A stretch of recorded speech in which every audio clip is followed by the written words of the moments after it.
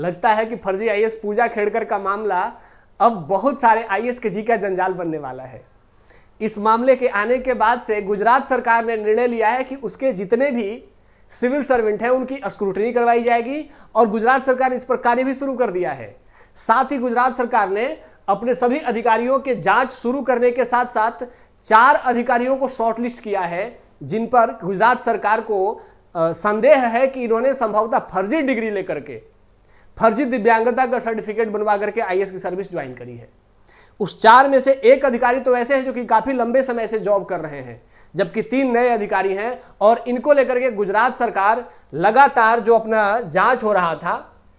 इस जांच को पूरा करके और गुजरात सरकार ने निर्णय लिया है कि वह यूपीएससी को अपना रिपोर्ट सबमिट करेगी। अगर गुजरात सरकार ऐसा करती है तो संभव है कि बाकी सरकारें भी ऐसा करेंगी और अगर बाकी सरकारें ऐसा करती हैं तो यूपीएससी में जो ईडब्ल्यूएस सर्टिफिकेट का घोटाला है या जो दिव्यांगता का सर्टिफिकेट का घोटाला है, संभव है कि यह घोटाला धीरे धीरे कम होने लगेगा। अब इस घोटाले की आंच इतनी बढ़ रही है,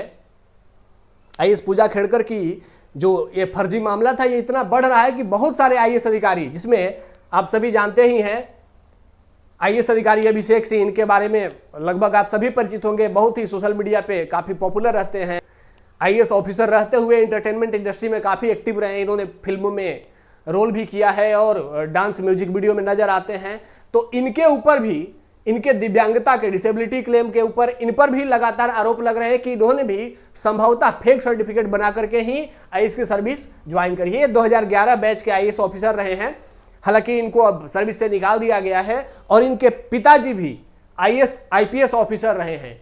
तो जैसे पूजा खड़के के पिताजी और उनकी फैमिली का भी रिकॉर्ड सिविल सर्विस से ऑलरेडी जुड़ा हुआ था, वैसे ही डॉक्टर अभिषेक का बैकग्राउंड भी सिविल सर्विस से जुड़ा हुआ है।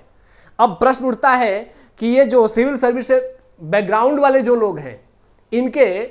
बेटे बेटी अक्सर दिव्यांगता सर्टिफिकेट लेकर के आईएएस आईपीएस क्यों बन रहे हैं?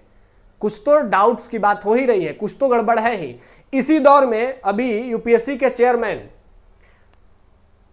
मनोज सोनी साहब का रिजाइनेशन आ गया और मनोज सोनी साहब का रिजाइनेशन आ गया तो बहुत सारी अफवाहें उड़ने लगी कि संभवतः पूजा खड़गे के मामले को लेकर के और यूपीएससी में जो ये घोटाला चल रहा है इसको लेकर के सरकार के दबाव में मनोज सोनी ने इस्तीफा दिया। हालांकि ये न्यूज जो है वो बहुत सत्य के करीब नहीं है, क्योंकि इन्होंने अपना रिजाइनेशन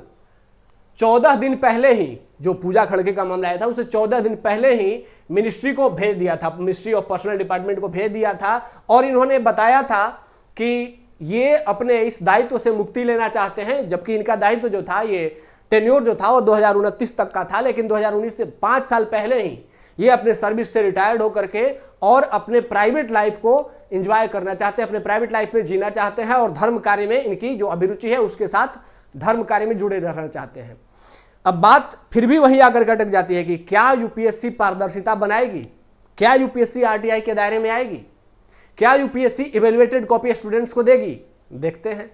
चलिए, लेकिन फिर भी एक अच्छी पहल है कि स्टेट गवर्नमेंट्स भी अब इस बात को लेकर के एक्टिव हो चुकी हैं कि ऐसे फर्जी अधिकारियों को सर्विस से निकाला जाए और उन पर मुकदमा दर्ज किया जाए। आज के लिए इतना ही, धन्यवाद, जय हिंद।